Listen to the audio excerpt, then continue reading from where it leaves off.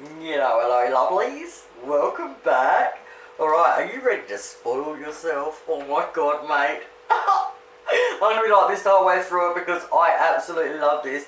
There is nothing better than a self-sourcing pudding, but if you love coffee and you love rich things, oh my god, you're going to be in heaven. The very first thing we do is preheat our ovens to 180 degrees Celsius.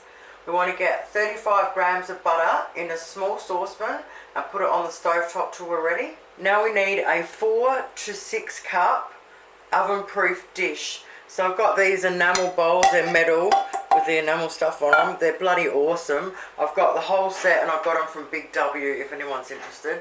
Okay, so this is a 6 cup one, so it's a little bit bigger but it still works perfect. Once you've found the oven proof bowl you're going to use, the first thing we want to do is we want to sift half a cup of plain flour. I'll write the recipe below in the directions as always for you guys. Okay, now we need 1.5 teaspoons of baking powder. So the next thing we're going to need is a tablespoon of instant coffee. I love Nescafe, so that's what I'm using. Get it in a small bowl and then just crunch it all up.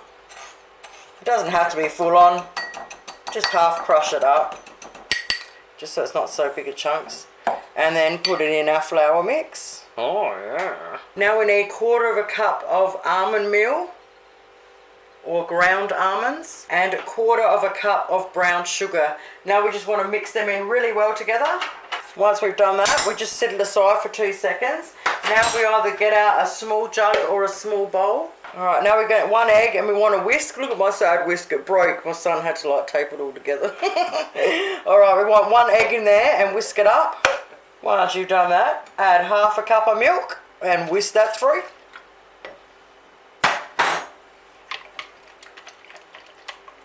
Add 1 teaspoon of vanilla extract.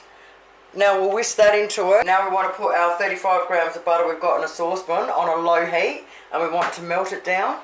As soon as our butter is melted, we want to whisk it in. Then we want to grab our beautiful coffee mixture. Alright, I hope I'm not going to be in the way. So you just want to pour it in and just whisk and keep whisking until we've mixed it all in really well.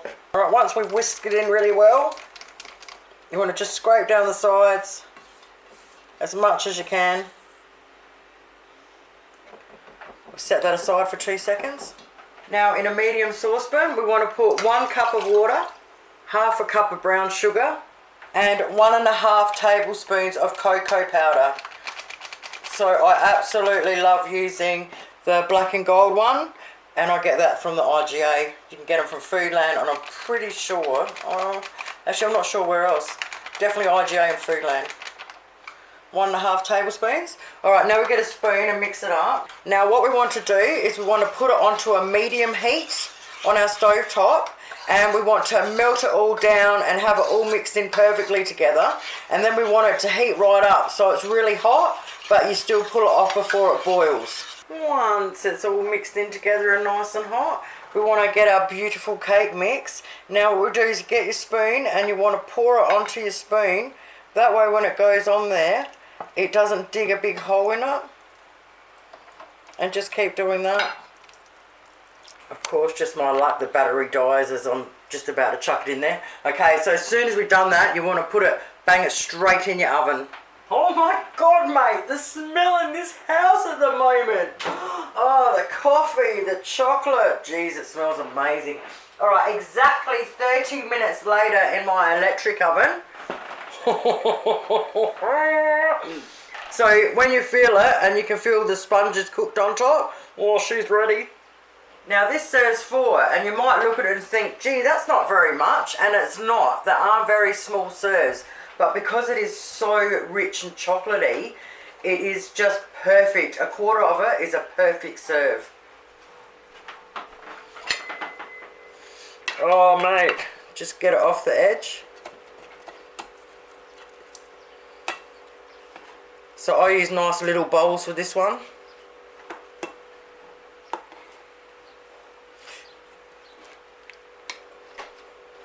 Look at that coffee cake. Oh, baby.